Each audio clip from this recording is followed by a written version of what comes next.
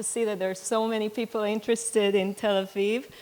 And, but we'll start anyway because we want to be able to finish on time. So I'm Shemtov, the director of the Hebrew program and the co-director of the Taubes Center for Jewish Studies.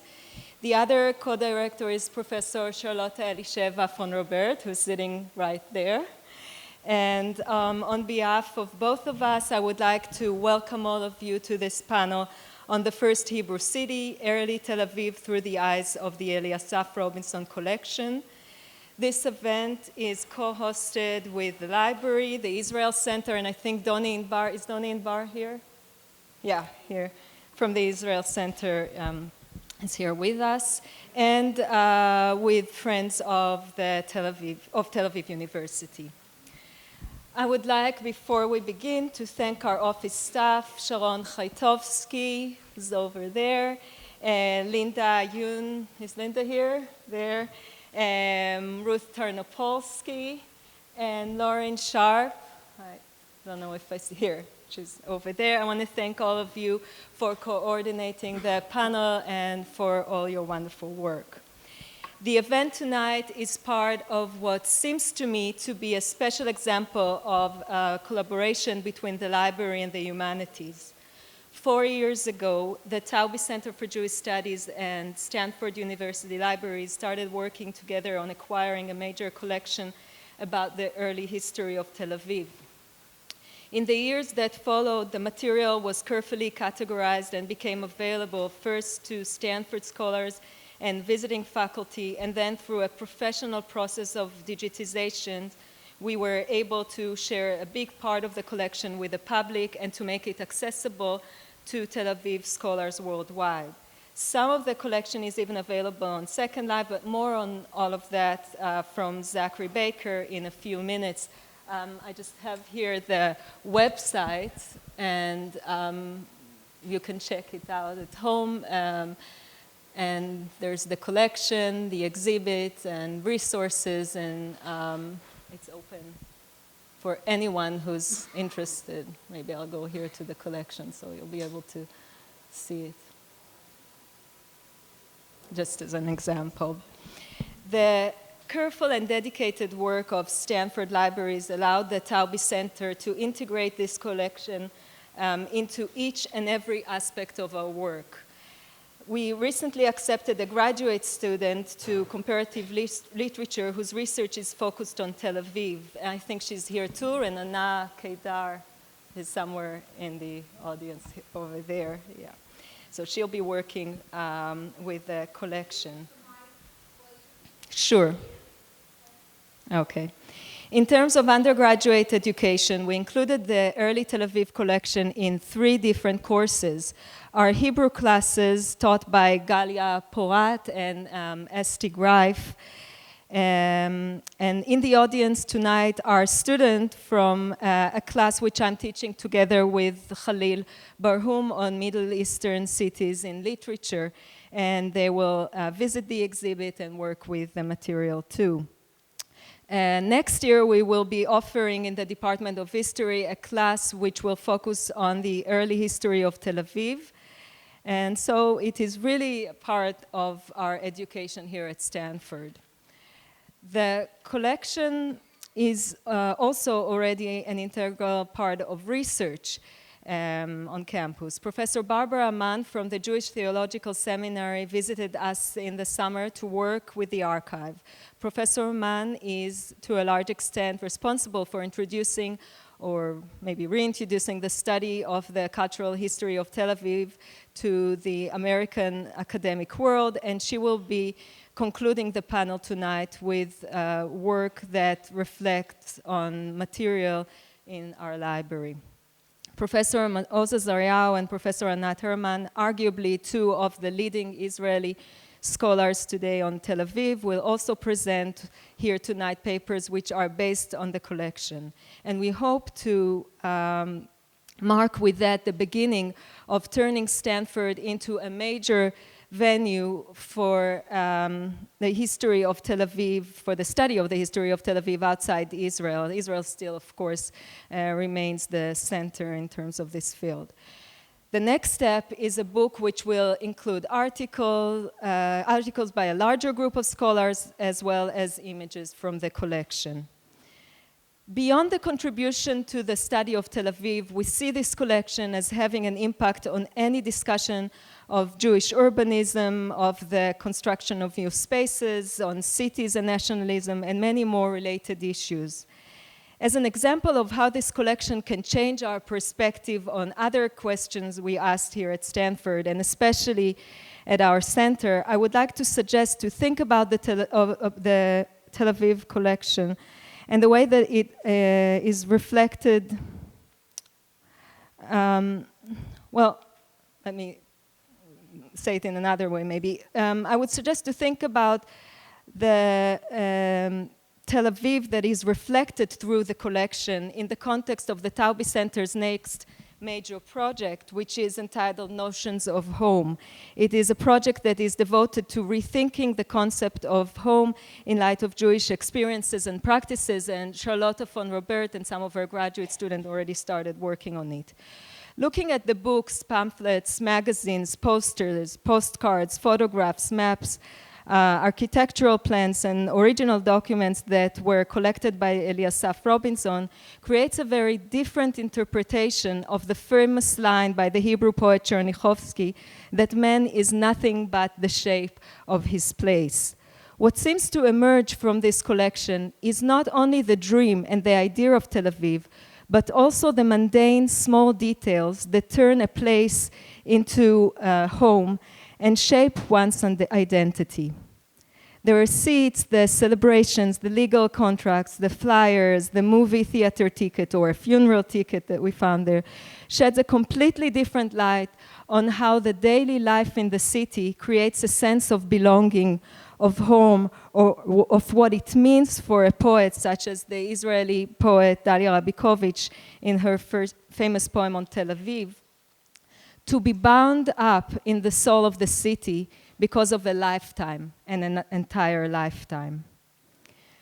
So all of us at the Taube Center for Jewish Studies are extremely grateful to each and every member of our community, of the library, and of the center, that for their incredible work on every aspect of the Tel Aviv project. But the main person who should really be honored tonight, both for the work in the library and for this wonderful integration with everything else that we do in the center, is Zachary Baker, who orchestrated this entire project. And I would like to ask you to help me welcome him to the podium.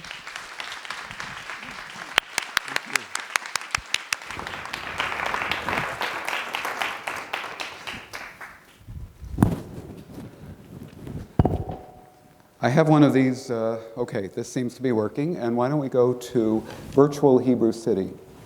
Okay, and... Zachary, thank you, Mike. Please. Okay. Now, before I go into my remarks, I wanted to read to you a statement that I received about a week ago from Eliasaf Robinson, Eli Robinson, which he sent me for this particular occasion. And I won't impersonate him. I will merely read this. Shalom. Tel Aviv, my beloved city, celebrates its centenary. I am personally connected to Tel Aviv for more than half its lifetime, and my family has been associated with this city for about 80 years. My grandfather had a bookstore here, as had my late father, as I have had for a long while now. All is seemingly stable, but nothing has actually remained the way it used to be when Tel Aviv was smaller and younger. It would be very difficult to define modern Tel Aviv. Its human variety, architectural diversity, cultural richness, and economic heterogeneity do not lend themselves to any simple generalization beyond some banal postmodern cliché which should be resisted.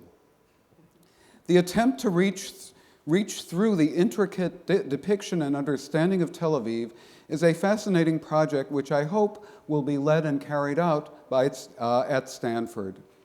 However, the collection presented here today offers you a vivid view of a city of the past, its inhabitants, buildings, daily routine, and nightlife. This introspection may enable you to characterize Tel Aviv through the lens of the past. Now it seems, sometimes, that the amount of waste discharged in Tel Aviv in a single day would have been enough to build the entire Achuzat Bayit.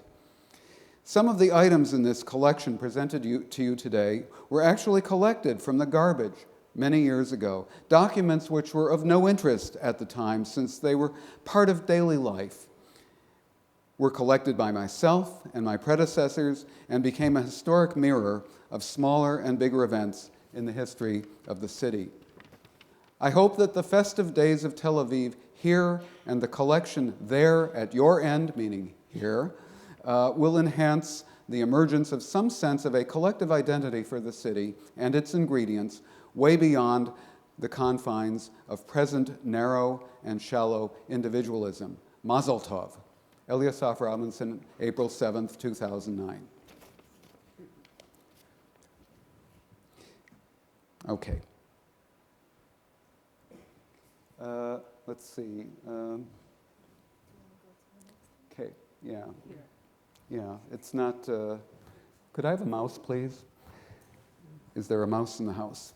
Okay. Okay. Okay. This one.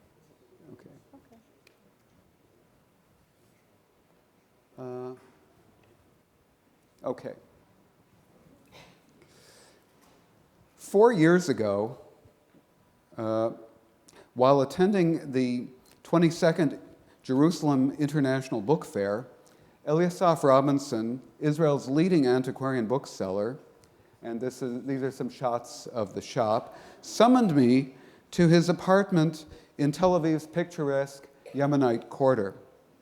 There he showed me his personal collection of archival documents, printed ephemera, posters, maps, photographs, and hundreds of books and pamphlets, all of them devoted to his hometown of Tel Aviv, from its inception as the garden suburb of Achuzat Bayit until the early years of Israeli statehood.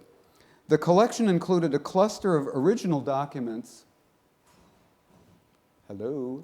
in Arabic and Hebrew, dating back to the very birth of this suburb that grew into a metropolis. I think I need to have this up here, otherwise it's just not going to work. Okay.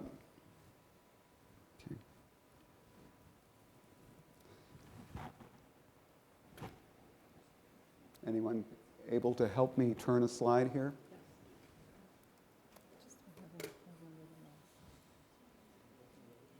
Okay.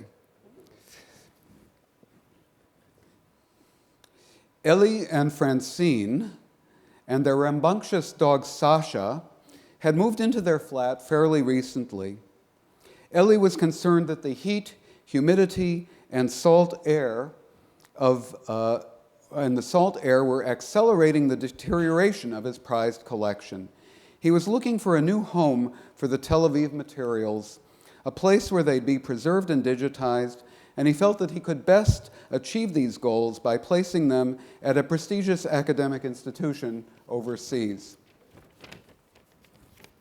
The former director of the Taube Center for Jewish Studies, Steve Zipperstein, the Associate University Librarian for Collections and Services, Asunta Pisani, and our university librarian, Michael Keller, were readily persuaded that Ellie Robinson was offering us an extraordinary opportunity. So in December 2005, with generous help from Curator Foundation funds and the Jewish Community Endowment Fund, the library purchased what is now known as the Eliasaf Robinson Collection on Tel Aviv. I just want to see if this is still working.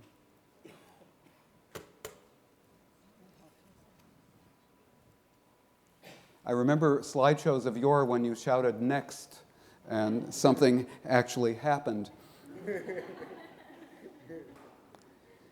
Shortly after the Robinson collection arrived at Stanford, my assistant, Anna Levia, went through its archival documents and organized them, and this is a shot of the finding aid, and our expert metadata librarian Heidi Lerner cataloged its books. Without their work, none of what followed would have been possible. And throughout the project's many phases, the staff of Special Collections has been unfailingly helpful and accommodating. About 2 years ago, a casual conversation with Tom Kramer, head of Digital Library Systems and Services, led to the launching of an ambitious project which includes both an online version of the physical exhibit, which is in Green Library, and a robust website where most of the collection itself can now be found. And you've seen a few examples of this already. I'd like to take this opportunity to thank all of those who made this happen, and my apologies to anyone whose name I've omitted.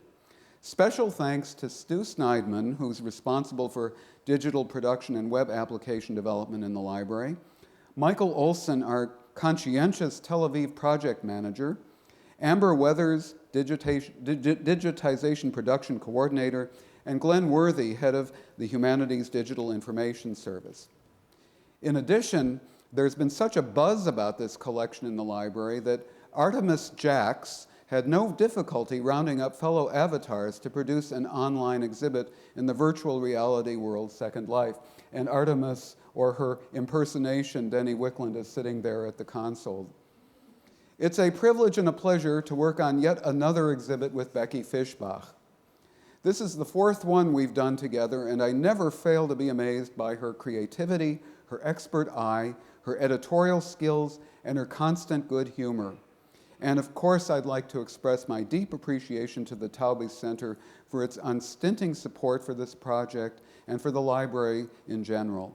Vered Shemtov, co-director with Charlotte von Robert of the Taube Center, which is sponsoring this evening's reception and panel, has offered so many helpful suggestions over the past year. And she also brought Barbara Mann into the editorial team. And this has been a remarkable partnership for us all.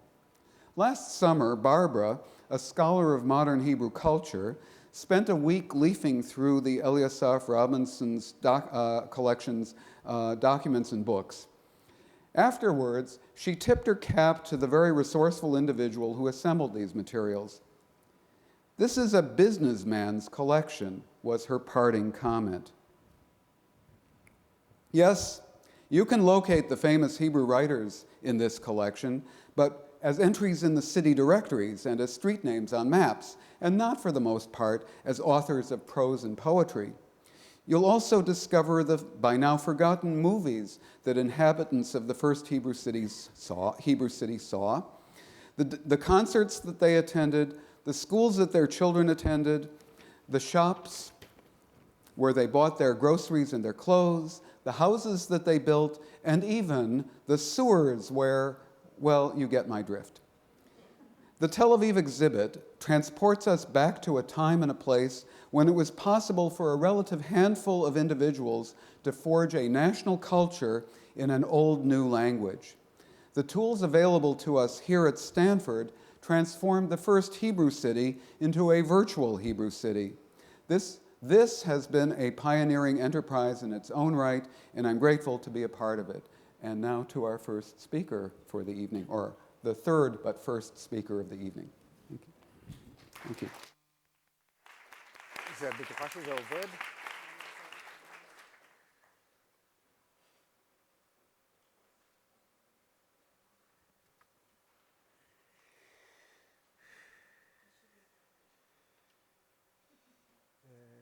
כן. וזה גם יורד אחר כך? כן, עדיף אם אתה יכול להשתמש בזה. כן? אוקיי. אז אני אקרא לך. I'm worried. אוקיי? אוקיי.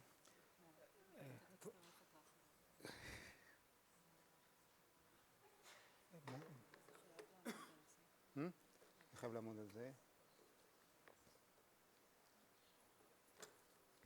ואז זה לא עובד. ככה. איך עשית את זה?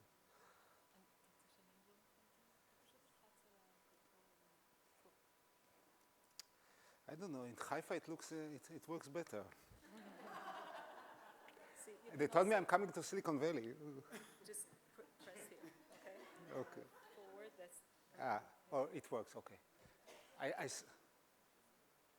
Okay, thank you for the patience. And thank you for the invitation, of course. And thank you for this beautiful, beautiful collection that you organized and made accessible. I mean, it's really very rich historical deposits to be mined, I think, for generations. Well, I exaggerate a little, but you know what I mean. I wish I had this collection when I wrote my book on Tel Aviv. Well, I have a microphone. Maybe pick this one because we are not here. Okay. Can you hear me? No? Doesn't make any difference, I think. Yes, it does. Okay, sorry. That's the nightmare of any speaker now. When I was asked to participate, and I was specifically asked to refer or to connect to the collection, I was thinking about, okay, let's see what they have. And when I looked at it, and I was browsing, I found out two documents that about a topic I was interested in, which I didn't find, had not found in the city archive, historical archive. So this really made me interesting. So you see, you have something that they don't have. Namely, two things about, one of them you'll see soon, about the Silver Jubilee of Tel Aviv, 1934. I think that Tel Aviv is the city that, well, founded in 1909, Tel Aviv already celebrated its 20th anniversary in 1929. Which I think is the shortest span of time between birth and celebration that I know in history. But it says something about the city. And then, of course, I was interested in the topic because, of course, the centennial. I mean, just on the 4th of April, 3 weeks ago, there was the opening ceremony of the centennial celebration in Tel Aviv, attended by, the police said 150,000. I think there were many more. I was there. I mean, I'm quite tall. I couldn't see anything. It was such a great event. So I want to connect, I mean, actually history to today's tradition of centennials. And the last thing, of course, is that it was an opportunity for me to say something about someone I admire personally. Well, he's not really my hero, but I do admire him. It's the first mayor of Tel Aviv, Mayor Dizengoff. And it says something about Tel Aviv, it says something about Israel maybe, that actually there hasn't been written any biography of this man. Which is something that, well, what does it mean? Okay, Mayor Dizengoff, a booster and a visionary, usually it goes together, yeah? So I will talk about him, and in a sense, I dedicate my talk to him. Okay, and I'm sorry, I'm going to read it. I mean, less than 20 minutes I have to read. Thank you, Anna. In early May 1934, Tel Aviv celebrated its Silver Jubilee. A municipal announcement, this is from the collection, specify the theme of the celebrations, my translation now. Our beloved city is 25 years old today, and today we celebrate its birthday. After all those years of toil, labor pains, the torment of expulsion, referring to the Turks expelled the Jews of Tel Aviv in 1917 when the British were advancing, and the plight of various crises we endured, we are facing today the magnificent project that we created with our own strength and vigor. It's all there in Hebrew. Something to be proud of, a city great to go that is developing by itself and attracts fresh energies from all sectors of the Jewish people. On January 12, 1934, Tel Aviv was formally accorded city status by the British Mandate government. It was the biggest city in British Mandate government, Palestine at that time. But of course it was politics. I mean, the British didn't let Tel Aviv be separated from Jaffa for a very long time. There was a kind of, as if the two cities were one. Anyway, since the time Tel Aviv had commemorated its 20th anniversaries in May 1929, the city had been transformed from a medium-sized town of 40,000 residents to a sizable city allegedly with 100,000 residents and 6,000 buildings. They were counting everything. Following the immigration of German Jews, the city experienced a construction boom. Commentators noted that the change affected not only the shape of the city, but also its character. New streets, buildings, coffee shops, factories, and cars lent the city the appearance of a bustling metropolis. As officially pronounced, the Silver Jubilee was meant to be a celebration of victory and unity. By 1934, it had become clear that the first Hebrew city, and it was the first Hebrew city, it's not a myth, was a firm reality. Mayor Dizengoff promoted the vision of Tel Aviv as a capitalist, bourgeois city. It was not self-evident because the official ethos of Zionism at that time was socialist, agricultural, kibbutzim. But the powerful labor movement in Tel Aviv did not share Dizengoff's vision. It is noteworthy that the anniversary celebration, the Silver Jubilee, was inaugurated on May 1st, the workers' holiday. I mean, you could see something was behind.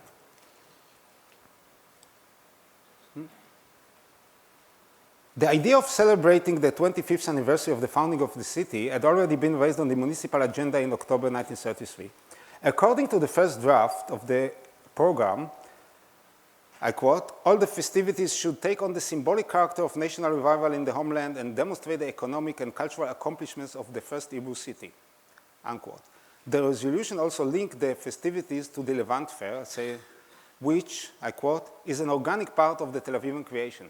The Levant Fair got its name in 1932, but actually the whole idea of fairs in Tel Aviv, commercial fairs and international fairs like this one, appeared in the 20s. The idea was to make Tel Aviv into what Dizengoff said, the Leipzig of the Middle East.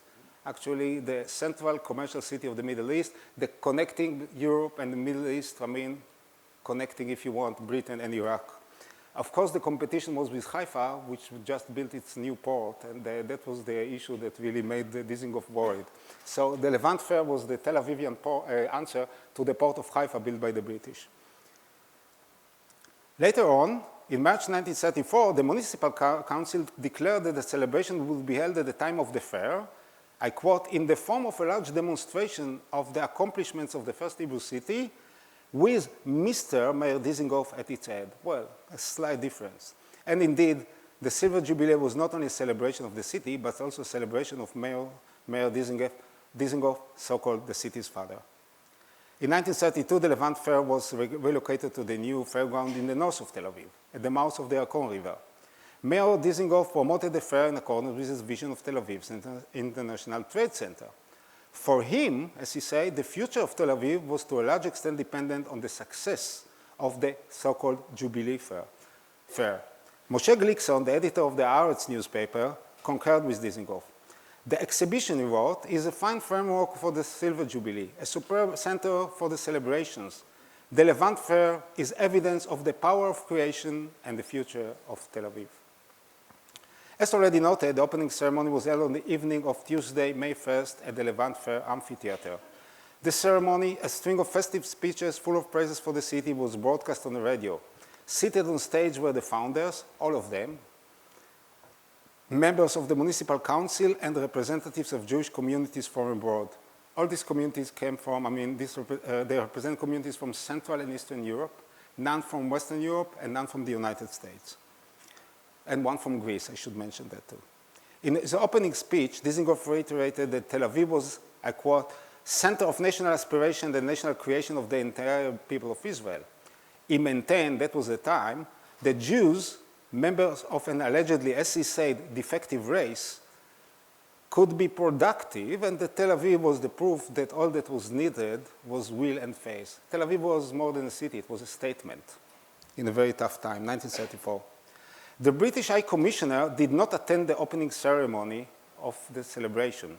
He attended the opening ceremony of the Levant Fair, which was a week before. In his telegram, he sent a telegram, he congratulated this wonderful city. The district commissioner, who represented the government, the British mandate government, spoke in Hebrew. The 10,000 assembled guests were enthusiastic when he said that in addition to saying next year in Jerusalem, people would also say this year in Tel Aviv, and he was right. Josef Eftman, the writer from Warsaw, spoke on behalf of the representatives of the diaspora Jewish communities who attended the celebration. He spoke of three main Jewish centers in the world: Warsaw, representing Jewish brain, Moach; New York, representing Jewish power, Koach; and Tel Aviv, symbolizing both Jewish Moach and Jewish Koach. Wednesday, May 2nd, the second day of the celebration, was dedicated to quite uninteresting things. I mean, the reception by the mayor for the employees of the municipality, my grandfather, I guess, was there, and to sports competitions among Tel Aviv schools at the stadium adjacent to the fairground. The mayor was also the guest of honor at the final competitions in the afternoon, while in the evening the traditional Lag BaOmer bonfires were kindled at the stadium. Actually, the most important day was the last day, Thursday, May 3rd, which was the most intensive on the official program. The first half of the day was dedicated to children of Tel Aviv. What you see now is the old city hall of Tel Aviv that served the city hall between 1925 to 1965. The postcard is actually from the 60s. There was an official event, I don't know which. The first half of the day was dedicated to the children of Tel Aviv. At its center was the procession of Tel Aviv school children and a reception at City Hall by the mayor and the founders. The processions of Tel Aviv school children was first introduced as a tradition at the celebration of Tel Aviv 20th anniversaries in 1929. The procession in the official rhetoric was, quote, a demonstration of youth and vigor, hope and future, unquote. In his speech at the opening ceremony 2 days before, Dizengoff had explained, quote, we have neither cannons nor army in our conquest, Zionist conquest. We have school children with whom we conquer. Just to go back to 1929, I'll talk about this thing now. It's a document from the certificate from the 1929 celebration. In 1929, a special emphasis was put on the first child of Tel Aviv, who was celebrated as the first natural citizen of Tel Aviv. This was the whole idea, the firstborn child. This theme was extended in 1934 to also include the first grandchild of Tel Aviv, which we had. Oh, sorry. As a present from the municipality, each pupil who took part in the procession received a picture of the mayor, the first son and the first grandson of Tel Aviv, with the poem written by Bialik, dedicated to Tel Aviv's first grandchild. This is the poem in his handwriting. This was Bialik. Bialik was the national poet. Last poem. A month later, he died. The next ceremonial item of the day was the official opening of Dizengoff Street. A month before, the municipal council had passed a resolution to name a newly built thoroughfare designed to connect the city center with the fairgrounds in the north, after the mayor. Later, it was also decided to name the yet-to-be-built plaza that the street intersected after the mayor's deceased wife, Zina Dizengoff, who had died in 1931. Attended by city officials and invited guests, the naming ceremony of both Dizengoff Street and Zina Dizengoff Circle, or Circus actually, was held in the afternoon. In his speech, Mayor Dizengoff expressed his gratitude for this honor that had been bestowed upon him by the city. I quote, when members of the municipal council decided to give my name to a street in Tel Aviv, I objected and said that it was too early. Only after they begged me, I did agree. That's why I like politicians. They are so modest, yes? So something like that. According to reports, Dizengoff became emotional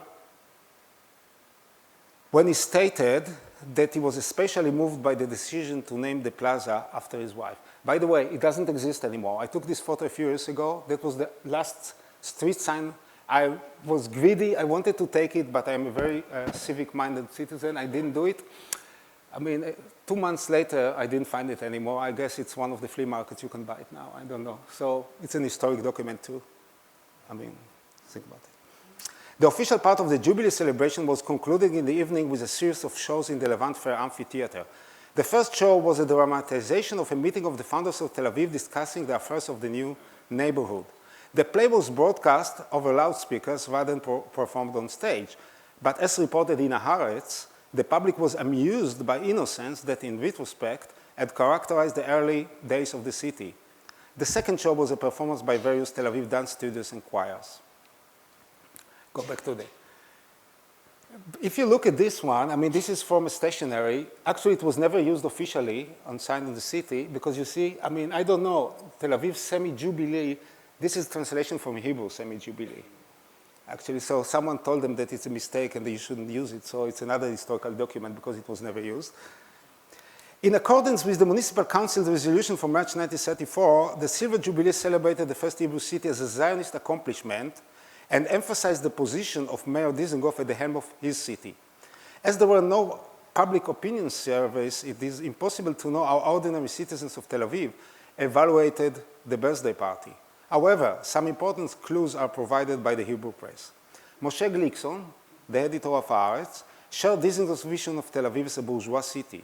In an editorial, he mentioned that there was a feeling of popular joy. For him, the procession of Tel Aviv's school children was an encouraging sign for the future of the city and the Jewish Yishuv. Glickson noted that the support of the public for the harmonious and also noted the support of the public for the, quote, harmonious and agreeable old mayor. A Jerusalem journalist who was known as the prosecutor of Tel Aviv and a local patriot of Jerusalem noted sardonically in his article that actually Jerusalem, well, unfortunately, Jerusalem cannot celebrate its 25th anniversary. That was meant as something against Tel Aviv. But of course, the politics, the real politics, was found in the labor camp in the left, on the left side of the spectrum. One critic lamented that the municipality had ignored the contribution of Jewish workers to the development of the first Hebrew city. Let me read what he said. And in the course of this festival, amidst the compliments and praises poured in prose and poetry, a fundamental issue was forgotten. Who built this city? Not those who opened a shop in the city or bought plots in it, speculated in them and the apartments they had built on them, but those who built the city with their own hands, with their sweat and blood, the workers. A few weeks later, the Davar, the organ of the Labor Federation, published a critical article on the celebration.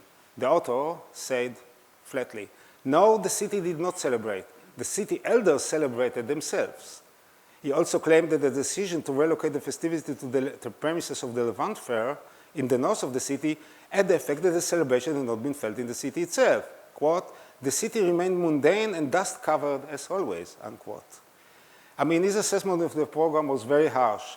It was poor, lacking in imagination and good taste. The artistic part was at best mediocre. The sport competitions were boring. They bored both the spectators and the participants. And he further argued that the celebration was provincial, more like a fire brigade celebrating the 10th anniversary of its first pump. Nevertheless, the writer also mentioned two events that in his judgment touched hearts. One was what Dizengoff had said in memory of his wife at the naming ceremony. His words, filled with love and grief about his wife, revealed the human side of the mayor, he wrote. The other was the procession of school children, which made one feel that this was a great holiday. Notwithstanding ideological disagreements and political rivalries, the Syrian Jubilee was a Zionist celebration of the first Hebrew city as a shared commitment to a successful project. Looking back in pride was coupled with looking forward in hope. In the speech he delivered at the opening ceremony, Dizengoff envisioned the city celebrating its Golden Jubilee in 1959. Dizengoff died in September 1936. In 1938, his successor, Israel Rokach, decided not to celebrate the 30th anniversary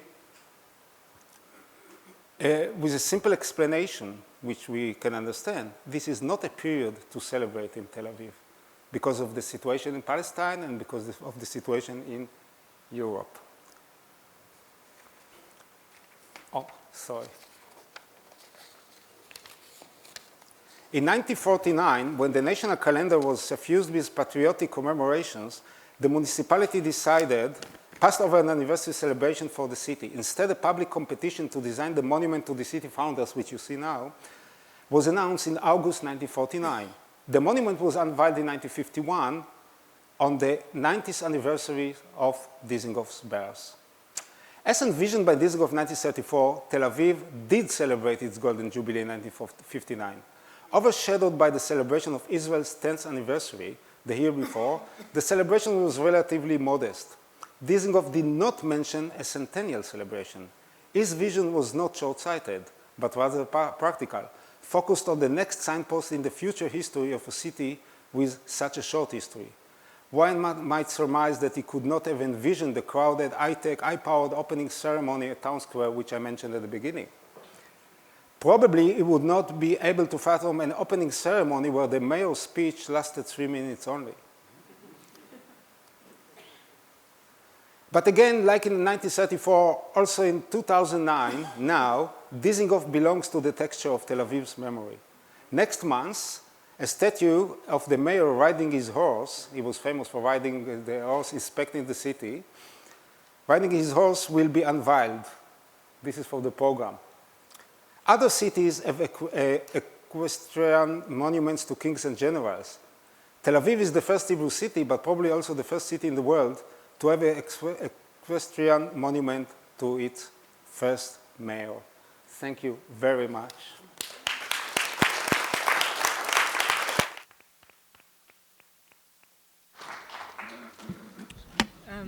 Thank you, Maoz. And I would like to invite Anat Hellman from the Hebrew University in Israel to speak about sport, the new Jew, and the first Hebrew city. Yeah, I'll help you with that.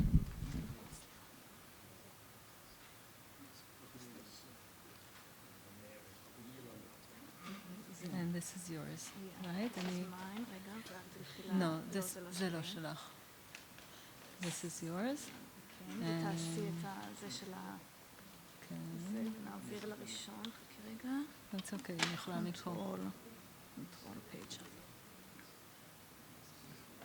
בסדר? תודה רבה. עכשיו רק.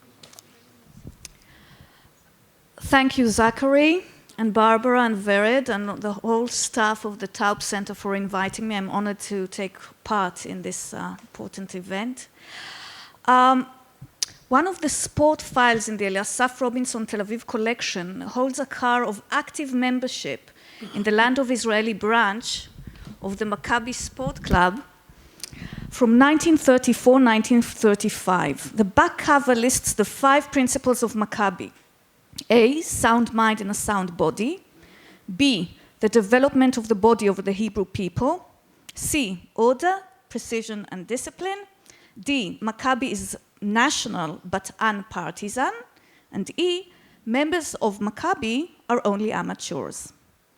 Zionism intended not only to solve the Jewish problem of late 19th century Europe on a practical level, but also to regenerate the Jewish people after centuries of living in exile. The transference of Jews from the diaspora to Zion, their historical homeland, was conceived as a collective deliverance and as a spiritual ascent. Living as a nation in Zion would transform the weak, unhealthy, stooped, scared, and passive diasporic old Jew, a stereotypical image influenced by anti-Semitic notions, into a strong, healthy, erect, brave, and active new Jew. Let us probe closer into these 5 principles of Maccabi and study their relevance to the creation of a new Jew. Principle A, sound mind in a sound body. Sport was a relatively new phenomenon in Jewish history. With a few early exceptions, Jews started participating in organized sport in increasing numbers only since the end of the 19th century, especially in Central Europe and North America. For many generations, sport was strongly associated with the alien Hellenistic and Roman cultures, and therefore perceived by Jews as antithetic to their own unique culture. Engagement of Jews in sport, both as sportsmen and as spectators, was denounced by rabbis and often regarded as a dangerous sign of assimilative Hellenization. While some rabbis advocated sport and stressed its life-saving potential, others strictly objected to it, especially since it drew people away from their religious duty of studying the Torah. Writing on masculine Christianity in Protestant America, Clifford Patney notes that the belief in school sports was common, but not shared by all. Many Catholic and Jewish schools continued to stress academics over athletics. One reason may have been practical. Working-class Jewish and Catholic boys had less need for artificial exercise than rich WASP children. But many Catholic and Jewish educators, I quote, simply failed to see how firm bodies strengthened souls. Yet the prominent Zionist leader, oh, that's not the right one, sorry. This is it. Yet the prominent Zionist leader, the famous physician and writer Max Nordau, advocated muscular Judaism, a development of Jewish physical strength along with the strength of the mind, an antidote to the excessive spirituality and excessive intellectualism of the diaspora Jew. Physical exercise was seen as a cure for nerve sickness and cultural emasculation. In this respect, Zionism, like other modern European national movements, borrowed Greek standards of beauty and manliness. These included the classical mens sana in corpore sano, sound mind in a sound body. The idea according to which the ancient Greeks nurtured the concept of athletic philosophers exactly suited Zionist aspirations of maintaining their advantage as the people of the book, whilst also improving their mental state through the development of a stronger physical constitution. The Maccabi Sport Club, which was named after the national Hashmonean heroes, thus difficult security challenges for the Jewish settlement in Palestine, and was accompanied by a serious economic crisis. Every man and woman in Israel has responded to the call and tried to do their duty in this difficult hour, narrates this letter. Maccabi Tel Aviv has also fulfilled its duty faithfully. Hundreds and thousands of members who were educated in the club during its many decades of existence have answered the first call and went out to defend the village and the town. They have offered the homeland the sacrifice of their blood and their life, as befits the physical and spiritual education that they have received in our club. End quote. In other words, the Tel Aviv branch of Maccabi has raised members who are now willing to defend the Jewish settlement, not just their own city, but out in the country's villages and towns. In spite of the fact that so many of the club's active members are now away on guard, continues the letter, the club maintains its activities as usual, educating hundreds of boys and girls who are practicing towards their civil roles in the near future. Without stating so explicitly, the letter clearly indicates that the sport club is fulfilling the utmost crucial national role. It had educated the defenders of the Jewish settlement in the present crisis, and with the help of more donations, will continue to educate future defenders as well. Whereas Tel Aviv was sometimes depicted as a bubble, aloof from the entire Jewish settlement and indifferent to its troubles, this letter describes the city, a sports center, as a place from where trained youngsters set out to defend their homeland, physically prepared and spiritually ready to sacrifice their lives while doing so. If in 1926 Maccabi defined its role as healing the Jewish body, educating the youth into discipline, and preparing the hearts of young generations for any national calling, then this letter from the archive, written 13 years later, describes the successful results of that endeavor. Tel Aviv, through sport, had indeed created masculine new Jews. Max Nordau, whose remains were transformed in 1925 and reburied in Tel Aviv, would probably have approved of this development. Thank you.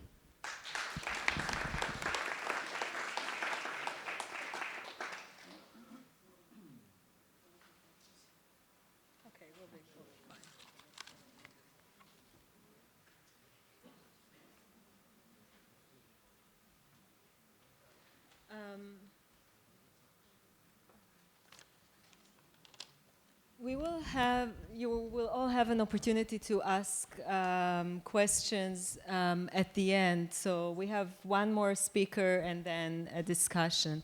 And I'd like to invite Barbara Mann from the Jewish Theological Seminary. The title of her presentation is What We Write About When We Write About Tel Aviv.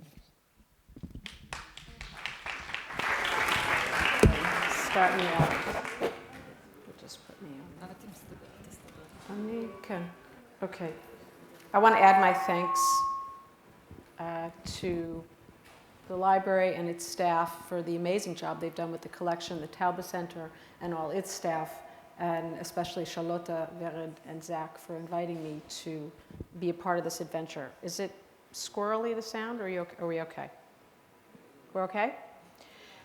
A woman walks through the streets carrying a notebook in which she occasionally jots down a name, or a man sits behind a desk in a small office with this same notebook open in front of him, surrounded by piles of mail. The notebook contains no personal information, no identifying marks on its cover. Each page is titled with a similar heading, the name of a street in Tel Aviv. This is a Chada'am street. A series of ascending numbers files down the right-hand margin of each page. Gradually, the lines are filled with the names of Tel Aviv citizenry, some well-known, some obscure. The handwriting remains the same throughout, but the writing instrument of choice changes, sometimes lead pencil, sometimes ink. There are no erasures, and many of the pages are blank. The provenance of this notebook, now part of the Robinson collection, remains in question, and perhaps one day chemists will tell us definitively whether or not the notebook, which Eliasaf apparently transported in extra special conditions, indeed dates from the city's 1920s or early 1930s, the years whose residential composition, by conjecture from the death date of one well-known person whose name appears in it, seems to be cataloged within. Was it compiled by a municipal clerk as part of a citywide census? Does it represent the attempt of a veteran resident of Tel Aviv to come to grips with the city's growth from a relatively intimate neighborhood into a more cosmopolitan, densely settled cityscape? Perhaps the notebook was in fact compiled in a more casual fashion by a postal worker. Without this knowledge, we are left to thumb its pages and wonder, what kind of history does this book want to tell? When I encountered the material in the Robinson Archive last summer, I was particularly provoked by this volume, by this book. It seemed a near miraculous discovery, a census locating the city's residents house by house in what has come to be perceived as a foundational period in the city's history, the interwar period. It seemed to represent a more elaborate version of the map of the 66, those documents that purport to show where the original lottery holders, landholders, lived. And we've seen how these documents make their mark in public discourse. As recently as last week, this photograph of the photograph of the founders, which should be here but is not, which we saw earlier, was reshot. The founders' families, descendants of the founders' families, were gathered in Clore Park on Tel Aviv's beachfront to reshoot this famous image. So I was, of course, skeptical about the book's provenance. Did it really date from the years it purported to represent? But I was especially intrigued by the seemingly informal style of its composition. What might such a document add to my understanding of the city and its evolution as an urban space? What is gained by knowing which houses were occupied by whom and who Bialik's neighbors were? Even more so, I was confounded by what the book seemed to promise to tell but did not reveal. As a document, it spurred me to reflect on my own practices as a scholar, on the larger question of historical writing about Tel Aviv, and on the ways in which the Robinson collection might affect what we write about when we write about Tel Aviv. As we mark the city's centennial, it seems appropriate to ask such questions not only about the city's history, but also to begin thinking critically about the history of this history. What can we say about the city's story as it has been told until now? Can we identify a set of general features typifying historical inquiry about the city? What new avenues of research have recently opened, and how might the Robinson collection contribute to this ongoing project and to the city's historical image? I'd like to try to begin answering these questions in a preliminary fashion here this evening, tracing the city's historical representation up to and including the recent proliferation of books about the city in the last decade or so. Any discussion of historical writing about Tel Aviv should begin, I'm afraid, if only via an honorary mention, with a novel. Herzl's utopian fiction Altneuland from 1902, the book whose fantastic depictions of urban Jewish life so captured the imagination of the city's founders that they chose the title of the Hebrew translation, Tel Aviv, as the name for their new neighborhood. Indeed, since its inception, the city's history has been deeply bound up with its fictional representation by Agnon and Shabtai, among others, but that is the topic of another panel. Given the general and noticeable paucity of written material about Tel Aviv, much historical writing about the city has reached back and relied in some fashion on the granddaddy of Tel Aviv histories, Alter Droyanov's Sefer Tel Aviv, the Book of Tel Aviv from 1936. This is essentially a founder's document, drawing in large part on first-person accounts, many collected expressly for this volume. Volume 1 of Sefer Tel Aviv includes numerous details about the city's foundational years, and these events are documented in a series of now canonical illustrations by Nahum Gutman. This is, in fact, one of the book's salient features. Gutman's drawings are treated like historical documents, alongside the minutes, journalistic accounts, memories of founders, and maps. Tel Aviv's historical image begins then, appropriately enough, with images, with the enduring nostalgic power of Gutman's drawings and memories from his own childhood and young adulthood in the city. Furthermore, history is conceived of in Dryanov's book as a mixed genre constituted by different voices and different kinds of documents. Dryanov died in 1938, and the projected second volume was never completed. Other types of hybrid volumes, such as Ze'ev Vilnai's guidebook, feature rich anecdotal descriptions of the founding of various neighborhoods alongside drier statistical renderings of the city's demographic development, and these too have entered the canon of historiographic material about the city. Most historical counts of Tel Aviv have normatively adopted a linear model, telling the city's story as a rags to riches narrative. A city that ostensibly emerged from the sands in some fashion, was perceived to be an oppositional site to Jaffa, to traditional Jewish life in the diaspora, and to the ostensible decadence of European cosmopolitan centers. This is what the architectural historian Alona Nitzan-Shiftan has called Tel Aviv's triple negation, related in not insignificant ways to the more fundamental triple negation that Benjamin Harshav has argued characterized Zionism as a whole. Not here, not like now, not as we are.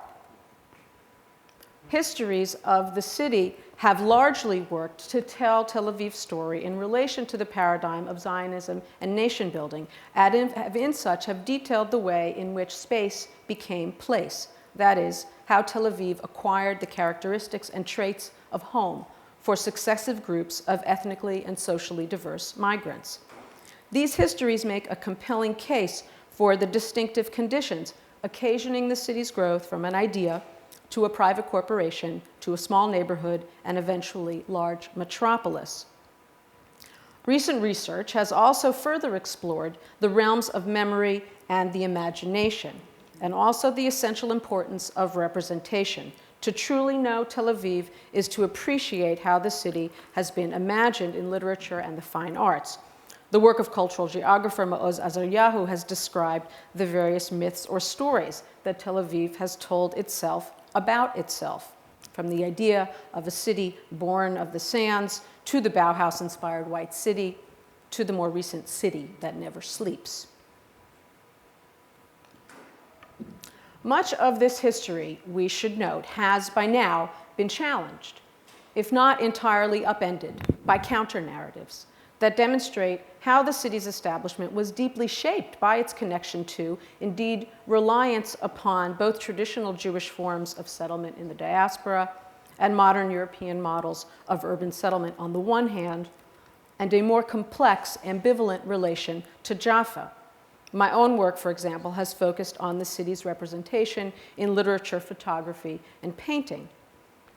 I've been particularly interested in exploring the development of the city's physical plane as an indicator of memory, especially in relation to the diasporic past of Tel Aviv citizenry.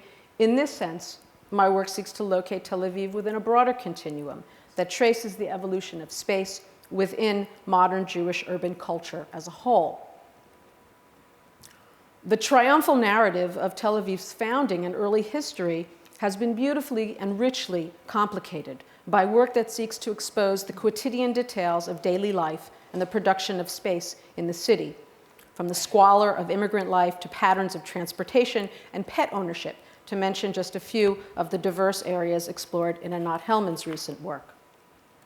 Other work by the historian Dvorah Bernstein has focused on class and gender, tracing the movement of women in the public sphere, from coffee houses to the beaches and markets.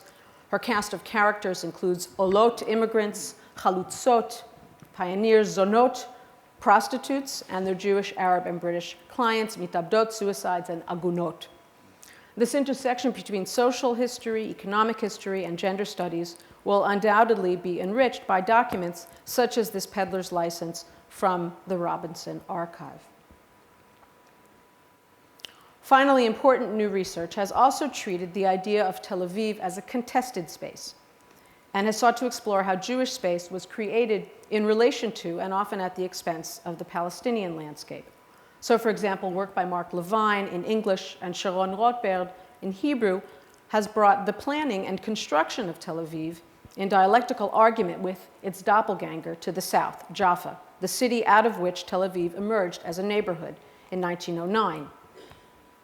Their work has illustrated, and there are numerous documents in the Robinson collection that we could bring as evidence here, their work has illustrated the complex tangle of relations between Zionist land acquisition, individuals and cooperatives on the one hand, and the Ottoman state, Islamic land law, and Arab landlords on the other. The main achievement of recent scholarship in this area, it seems to me, is to ask us to consider the development of Tel Aviv and Jaffa together, consequent with the development of Jewish and Arab nationalism, and to link this development with the distinctly modern spatial practices of urban planning and architecture. I mentioned earlier the proliferation of writing about Tel Aviv in the last decade or so. This focus on the city as an object of scholarly and popular interest is coincident, I believe, with the rise of space as an important category of critical discourse and with globalization and its discontents more generally. While historically Jerusalem has been the archetype and focus of religious and scholarly preoccupations with Jewish urban forms, new interest in Tel Aviv signals the presence of increasingly diverse attitudes towards Israel and marks the ever-evolving relation between Israel and the diaspora. Whereas local sources from within the city's normative boundaries have described the power of the city's mythological narrative of origins, voices from without have delineated the limits of this myth. Different scholarly communities have related to the city and to space more broadly, in large measure drawing on their own native sense of space. So, for example, a recent volume entitled Jewish Topographies, produced by a group of scholars working out of Potsdam in Germany who called their project Makom, or place, view the development of Tel Aviv in light of their own experience growing up in a world firmly divided between East and West, with a wall of a different sort. Israeli scholars, as we have seen, are increasingly sensitive to how Tel Aviv's urban space evolved in relation to social, ethnic, and national others.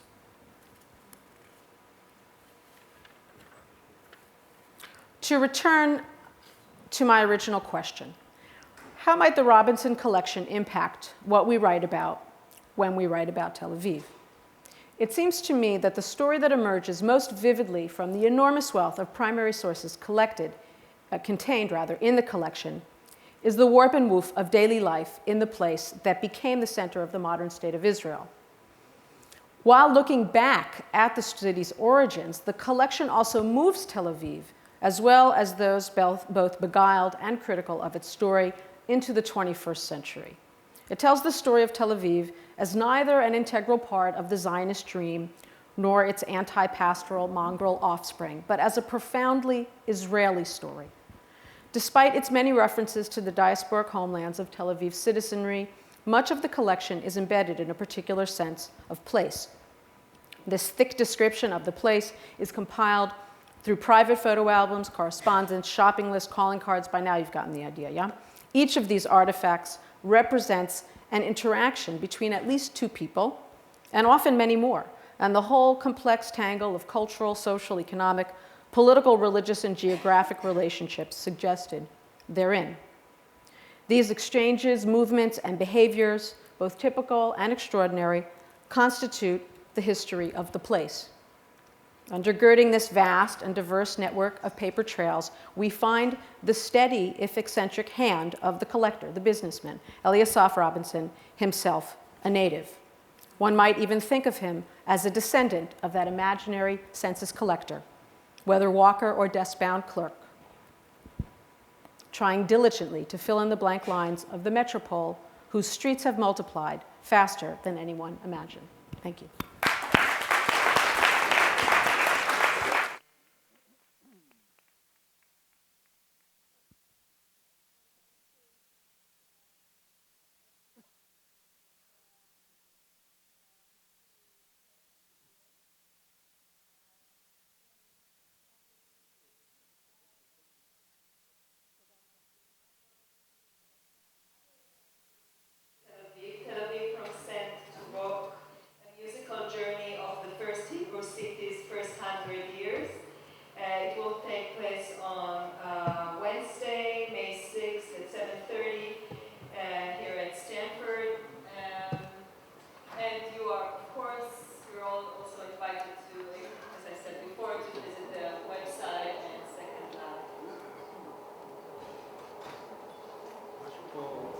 Vered, you coming to sit, yeah?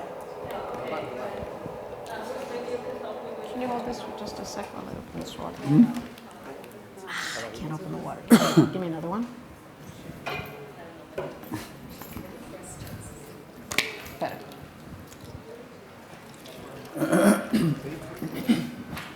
So, any question that Ruth might We lost half an audience.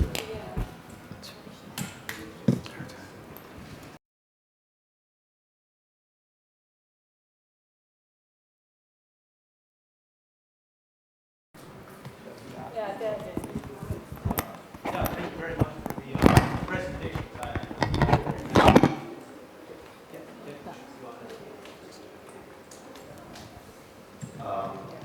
Thank you again for the presentations. I really appreciate that.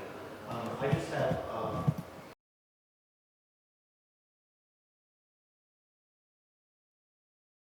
one of them is I was hoping perhaps some or all of you might comment a little bit more on the.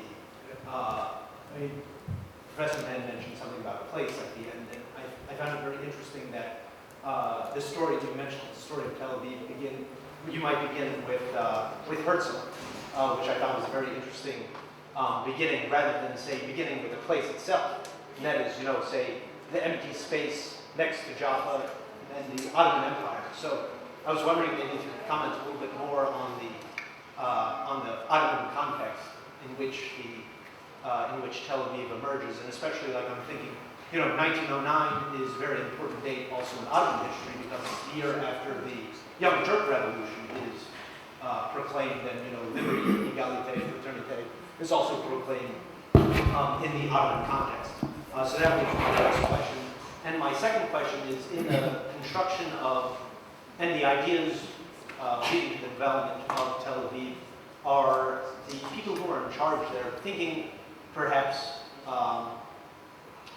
much to their chagrin about any possible models to draw from in the diaspora? I'm thinking also, I have a particular example in mind, which is Saranaca, and the reason I mention that is because it's also about this time, 1911, Ben Gurion visits Saranaca, which is Saloniki, and mentions, that Saloniki is the only Hebrew labor town, and he uses this phrase, the only Hebrew labor town, the only one in the world. The population was over 50, about 50% Jewish at this time, and the court closed on Shabbat. And Jabotinsky makes similar comments when he visits the following decade. And so I was wondering if, perhaps it's against the Zionist ideology to see examples of, Hebrew or Jewish cities in the diaspora, but I was wondering if that does come into play at all during the creation and the development of Tel Aviv. The second like to.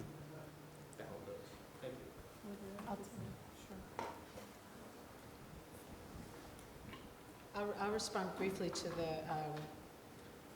the use of Alt Neuland and Herzl. I think that one of the things that I'm interested in this, the project that this presentation is a part of, is trying to unpack Tel Aviv's historical representation. So in fact, we have utopian novels, for example, written in Hebrew in the late 19th century that we could look to begin to trace the city's historical representation, not necessarily the development of the city itself, but the way it's depicted in writing, in historical writing and in literary writing.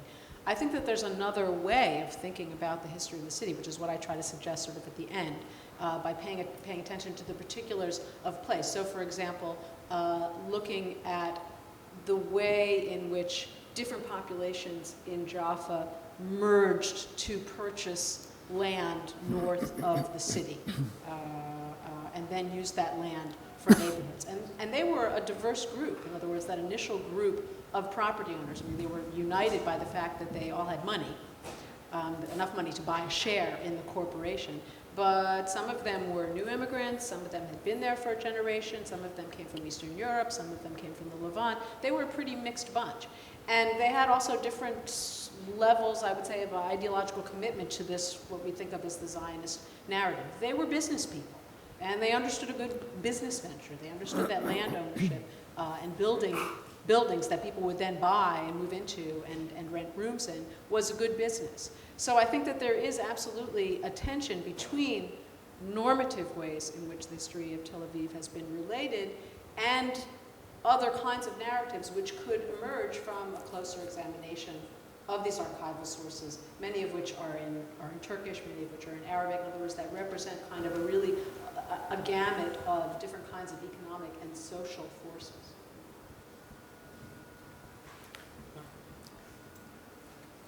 Thank you. Actually, it's related to the first question. Tel Aviv is less, I think, much less to do with the city, Tel Aviv or Alt-Neuland depicted there, which is actually Haifa. Actually, it was writing, this is the future, Haifa is the future Tel Aviv. It was commemorative of Herzl. Tel Aviv could have been called Herzliya, but there was the gymnasium already there. And actually, so the issue was to commemorate Herzl. And the first Tel Aviv was actually was a workers' neighborhood in Ness Ziona, which was called Tel Aviv. Today, the only remains of this place is the Tel Aviv street in Ness Ziona. It was on the other side of the road. So the only issue was commemorated, and it was Herzl. And nothing to do with the idea of the city so much, I think.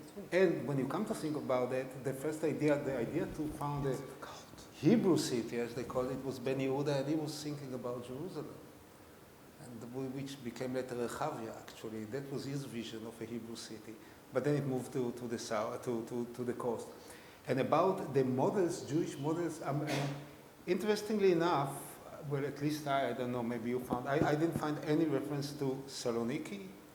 No, I mean, maybe commentators wrote about Odessa, but Dizengoff, who came from Odessa, never thought about Odessa as a model. His model was Paris. His model was London, not New York. I mean, others were fascinated by Berlin, but I mean, the issue was not the East and other. Dizengoff was writing about other Jewish centers in the world, and he compared Tel Aviv with Brownsville, New York, and with Whitechapel, London. And he tried to differentiate what is the difference. I mean, they were much bigger Jewish concentrations, but the idea was, I mean, just to mention very shortly about New York, he said the difference is the policeman. In New York, you have an Irish policeman, and he went on. And in Tel Aviv, the policeman had Hebrew letters. I mean, that was the whole issue. So, Anna? Actually, the brochure of Ahuzat Bayit, the brochure of Ahuzat Bayit that preceded the name of Tel Aviv, they actually wrote that they hope that Tel Aviv will be like New York. New York is the gateway to the States, and Tel Aviv will be the gateway to Israel.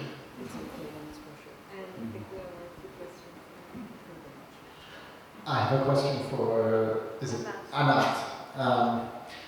You spoke about sport and Maccabi specifically, and its importance in Tel Aviv, but I was wondering if you could speak about the possibility of sport as a reaction to the city, and what the relationship is of sport to urbanity and city life, because, you know, Maoz alluded to this anxiety in Zionism about urbanism, the feeling that real Zionists work the land, live on the farm, and it seemed to me while you were speaking that maybe the importance of developing Maccabi, you know, in the city is to combat not just the diasporic image of the weak Jew, but the fear even within Tel Aviv of being a city Jew and trying to escape from that.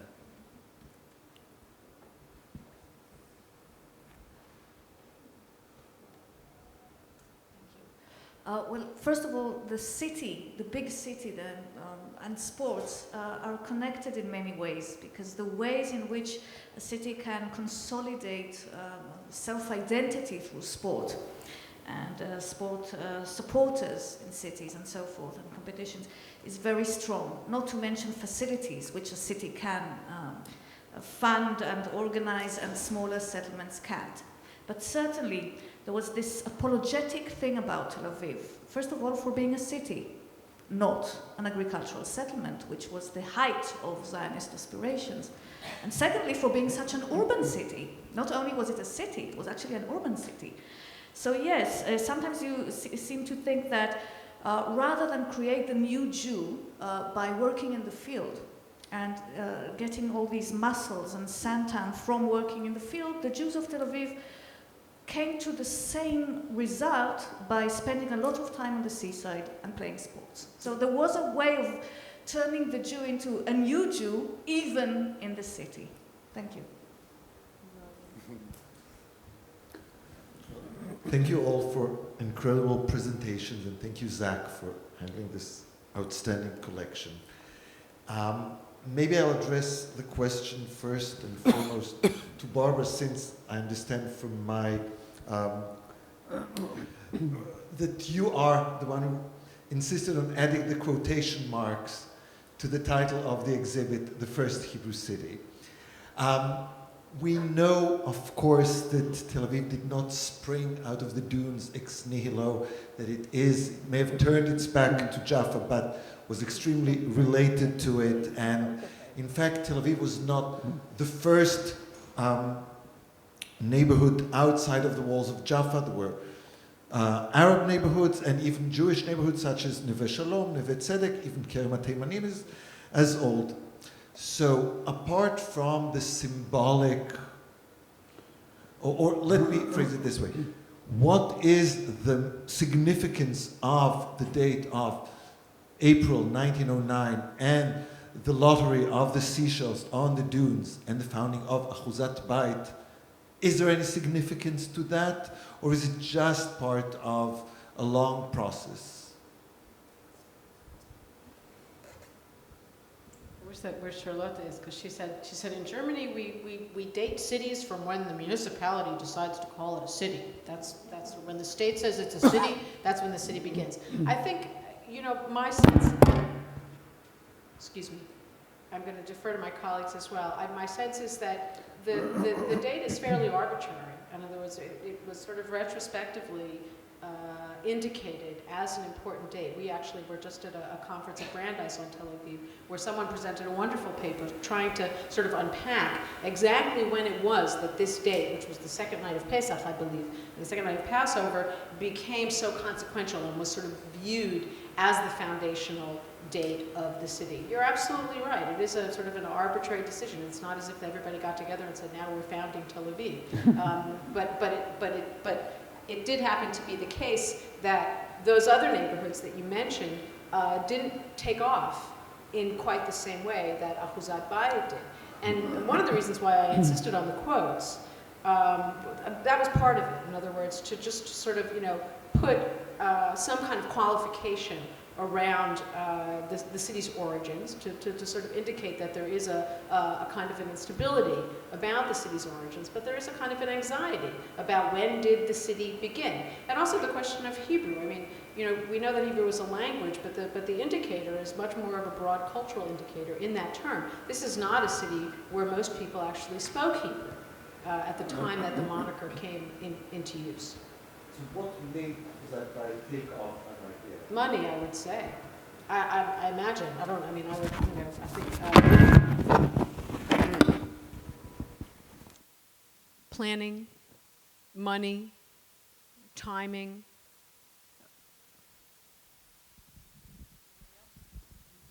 Where's Charlotte?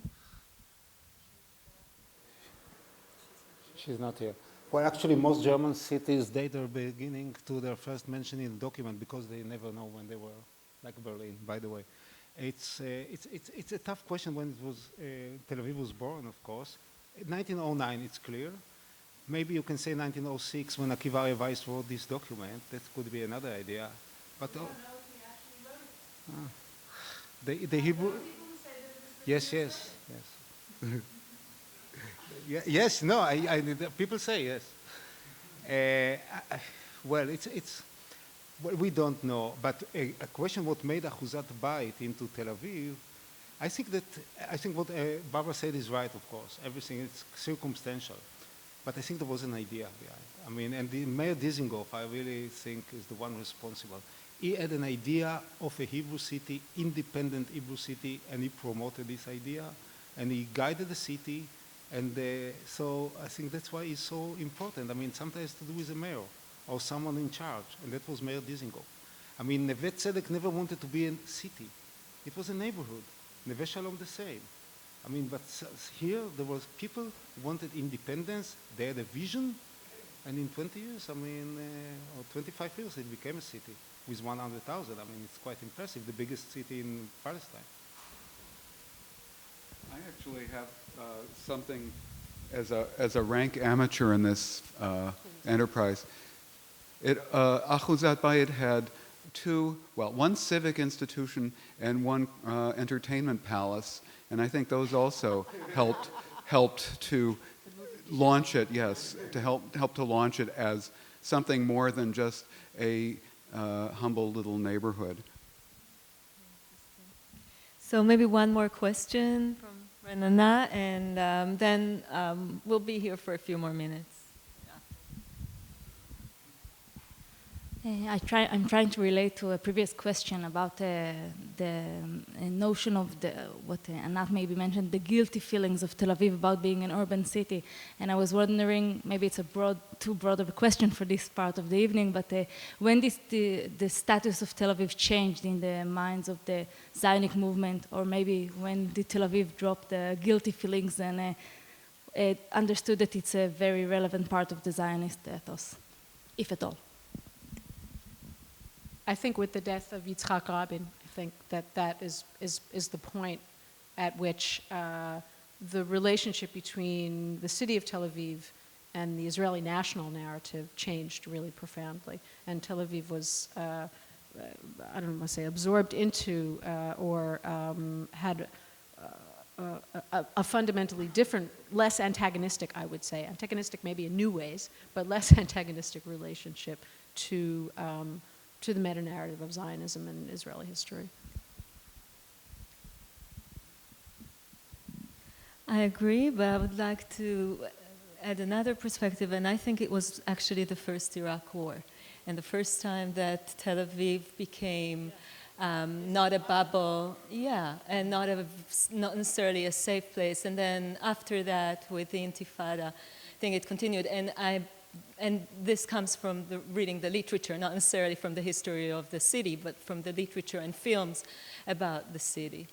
So Shirat HaSirenot, the Song of the Sirens, would be, I think, one of the first films that creates this connection. On one hand, it is the bubble, it is Tel Aviv, the different place and the separate place, and on the other hand, it is part of what happens to the nation in general. Role of Tel Aviv is one of the major places that developed the new Zionist person of Israel. Hasn't been acknowledged yet, or maybe is not supposed to be. It's not. She just gained its place by the history of bombing and No. I mean, historically, does Tel Aviv gain any importance in the history of Israel, or it still remains urban adventure outside of the Zionist ethos? I don't think it's outside, but I think we have to differentiate. When we speak about Zionist mythology ethos, we are talking about the JNF propaganda. Since the JNF, Jewish National Fund, didn't have any land in Tel Aviv, they never propagate Tel Aviv. I mean, they propagate the valley, the Emek, where they have land. Tel Aviv didn't need propaganda. Tel Aviv was there, actually. I mean, even in 1934, I mean, I think that the first time I found that the term Tel Avivism was mentioned from people outside of Tel Aviv, which means that Tel Aviv was a bubble already. That's 1934. And that's Moshe Smilansky, and he lived in Rehovot, not too far away. Yes. So there is a history of arrogance and never inferiority complex. Tel Aviv was always sure of itself. I mean, not even apologetic. Okay, so we don't agree. I beg not to agree. I think that the problem was arrogance. Tel Avivians, David Avidan, a poet, said in the 90s that actually being a Tel Avivian had always a kind of a smell of arrogance in it from the 30s. So, I don't know, but apologetic, well, Anat, I mean, tell me more about it. Well, first of all, it really depends whom you ask, okay? Is it a Tel Avivian or a non-Tel Avivian, or especially a Jerusalemite? That's the... But I just want to say that after the foundation of the state, people who came from the kibbutzim, who were supposed to epitomize the Zionist ideal and so forth. And this is in spite of the fact that the kibbutzim were going through a crisis after the foundation of the state. Tel Aviv was known informally among the kibbutznik as Tel HaBlof. I don't know how to translate bluff into English. Bluff. Oh, very, very easy. So the tell of the bluff. So I would say, Maoz, that there was a problem, and really does reflect the question of the perspective. There was an arrogance, but alongside there was a feeling that Tel Aviv does not epitomize the highest aims of Zionism. Now, I think that the fact that Tel Aviv sort of materialized, incarnated other Zionist ideals, other Zionist options. This is, as Barbara said, something that's been going on in research only in the past sort of decade. Okay, that trying to tell the story from a different viewpoint from the JNF propaganda. So with this, we will conclude this evening. Thank you all. Thank you for coming. And we'll still be here for a few minutes.